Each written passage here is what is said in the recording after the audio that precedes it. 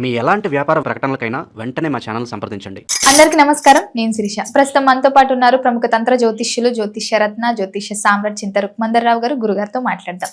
నమస్కారం గురుగారు. మాతృదేవోభవ, పితృదేవోభవ, ఆచార్య దేవోభవ. ఓం నమో మాందేశ్వరాయ నమః. అందరూ బాగుండాలి, అందరికీ మంచి జరగాలి. గురుగారు, విశేషంగా ఈ ఫిబ్రవరి మాసంలో మిథున రాశి వారికి ఎలా ఉండబోతుంది అంటారు? ఎలాంటి జాగ్రత్తలు తీసుకోవచ్చు అంటారు? ఆర్థిక పరంగా, ఆరోగ్య పరంగా ఎలా ఉందంటారు? ముఖ్యంగా చూసుకుంటే ఈ మాసంలో పంచగ్రహ కూటమి ఏర్పడుతుందంట ఫిబ్రవరి మాసంలో. దీని ప్రభావం ఈ రాశి వారికి ఎలా ఉంటుంది? ఇదే మాసంలో శివరాత్రి కూడా ఉంది. ఓవరాల్ గా చూసుకుంటే ఈ మాసం అంతా ఎలా ఉంటుంది అంటారు మిథున రాశి వారికి? 2026 సంవత్సరం ఫిబ్రవరి మాసం మిథున రాశి వాళ్ళకి ఎలా ఉందని చెప్పుకోదలుచుకుంటే, జన్మ రాశిలో గురువు ఉన్నాడు, 10వ ఇంట్లో శని ఉన్నాడు, 9వ ఇంట్లో రాహు ఉన్నాడు, 3వ ఇంట్లో కేతు ఉన్నాడు. అష్టమ స్థానంలోకి 4 నుంచి 5 గ్రహాల కలయిక జరుగుతూ ఉంది. అంటే అష్టమ స్థానం అంటే ఆకస్మిక స్థానం అని అర్థము. అంటే ఆకస్మికము అంటేనే ఒక విధంగా భయం వేస్తుంది, నష్టము కష్టము అనే విధంగా భయం వేస్తుంది. అష్టమ స్థానం దుస్థానం, అక్కడ 4 గ్రహాలు కలుస్తున్నాయి. అంటే కొంచెం వాహనంలో వెళ్ళేటప్పుడు స్లోగా వెళ్ళాలి. ఒకవేళ స్లోగానే వెళ్తున్నాము, లేదు మాకు వాహనం తొలగి తెలియదంటే మీరు లెఫ్ట్ ఫుల్గా తీసుకుని నడవాలి. ఎవరో పోతే ఊరికి అట్లా రాసుకుని పోయేదని కూడా అవకాశం ఉంటుంది. మన జాగ్రత్తలో మనం ఉండాలి. ఎందుకంటే అష్టమ స్థానం కాబట్టి. లేదు ఏ బస్సు కిందనో ఏ బైక్నో కింద చిన్న రాయి పడి అది స్లిప్ అయ్యి ఆ రాయి కూడా ఎగురొచ్చి మనం తగలచ్చు. ఎటు తిరిగి వాహనం ద్వారా ఏదో ఒక ప్రమాదం అయితే ఉంది, చిన్నదో పెద్దదో ఉంది. కాబట్టి ఇది వాహన విషయంలో జాగ్రత్త తీసుకోవాలి. ఆ అష్టమ స్థానం అంటే హాస్పిటల్, ఏదో ఒకటి మనము వైద్య సేవకు వెళ్ళాలని అర్థం. ఇక్కడ 4 గ్రహాలు కలుస్తున్నాయి. అంటే ఉండే 9 గ్రహాలు 4 8 కూర్చుంటే మెజారిటీ ప్లానెట్స్ వేసి వ్యతిరేకత అంటే నిరసన తెలియజేస్తున్నాయని అర్థం. శుభస్థానం కాదు కదా. కాబట్టి అష్టమ స్థానం అంటే మన ఇంట్లో బాత్రూము, ఆయుష్ స్థానము. కాబట్టి ఇక్కడ ఏం చేయాలంటే మృత్యుంజయ మంత్రం ఎక్కువ చెప్పుకోవడం మంచిది. అదేవిధంగా తమిళనాడులో ఒక టెంపుల్ ఉంది, తిరుక్కడయ్యూర్ అని ఒక ఊరు ఉంది, తిరుక్కడయ్యూర్. ఆ తిరుక్కడయ్యూర్లో మార్కండేయునికి పూర్ణాయుష్ని ఇచ్చింది శివుడు అక్కడే. మళ్ళీ జన్మ పూర్ణాయుష్ అంటే 16 సంవత్సరాలే బతుకుతాడు మార్కండేయుడు, మళ్ళీ చనిపోతాడు. కానీ ఎప్పటికీ 16 ఏళ్ళ బాలుడుగా ఉంటామని ఆశీర్వదించింది అక్కడే. మగవాళ్ళకైతే తిరుక్కడయ్యూర్లో అమృత కడేశ్వర ఆలయం అంటారు దాన్ని, అమృత కడేశ్వరుడు.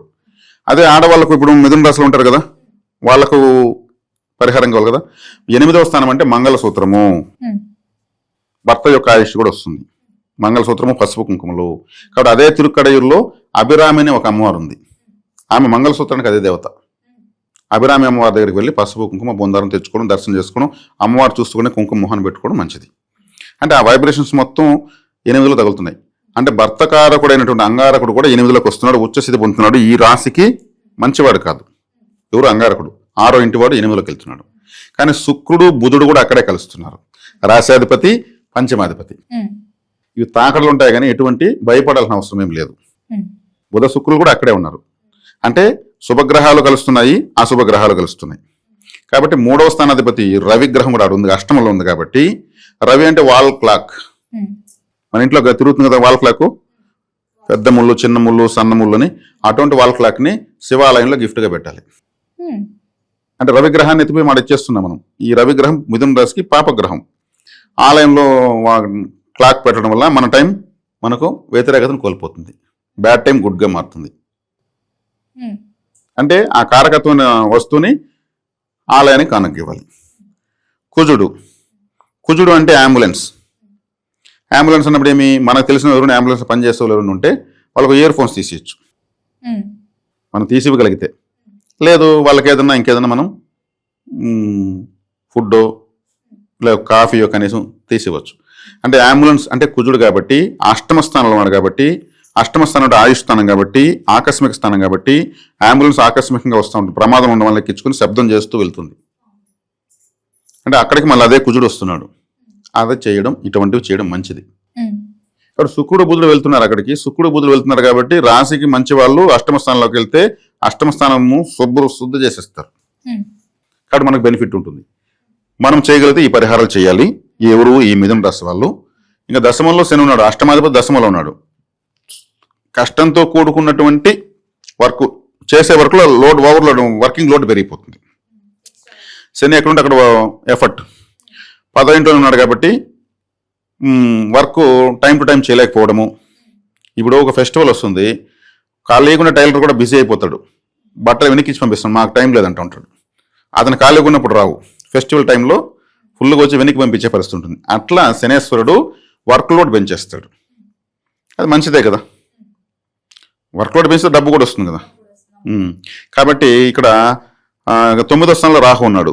9లో రాహు ఈ రాశికి మంచిదే. తండ్రికి మాత్రం, తండ్రి లేని వాళ్ళకి మంచిది, తండ్రి ఉన్న వాళ్ళకి తండ్రికి కొంచెం అరిష్టం. ఎందుకంటే తండ్రికి అనారోగ్యం చేయడము, తండ్రి చేసే వ్యాపారాలు నష్టాలు రావడము, తండ్రి ఎవరి చేతుల్లో ఏమారిపోవడం జరుగుతూ ఉంటుంది. ఇదంతా కొడుకు ప్రభావం తండ్రికి పడుతుంది గురువు.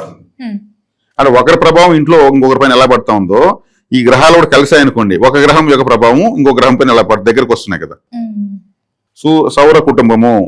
సౌర కుటుంబం అంటే ఇంట్లోనే ప్రతి ఇంట్లో నవగ్రహాలు ఉంటాయి.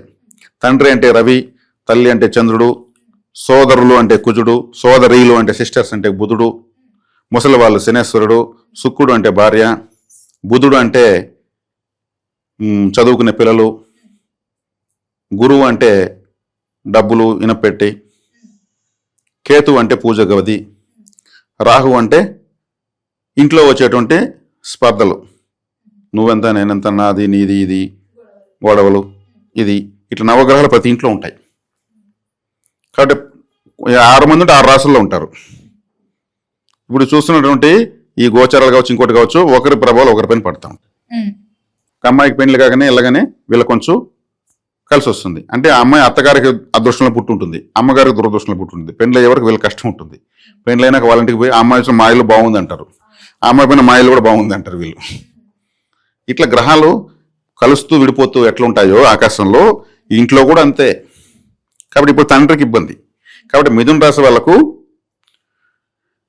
తిరుక్కడేరు వీళ్ళు రావడము, ఇక్కడ 8వ స్థానం అంటే బాత్రూంలో వీళ్ళు కొబ్బరికాయ కొట్టి పెట్టడము, ఎప్పుడు వారానికి ఒకసారి నెలకోసారి కొట్టి పెట్టడము చాలా మంచిది నిద్రపోయేటప్పుడు.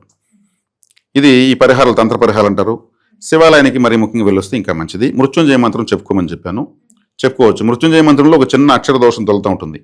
ఓం త్రయంబకం యజామహే సుగంధిం పుష్టివర్ధనం ఉర్వారుకమివ బంధనాత్ మృత్యోర్ముక్షయ మామృతాత్ అంటారు కదా.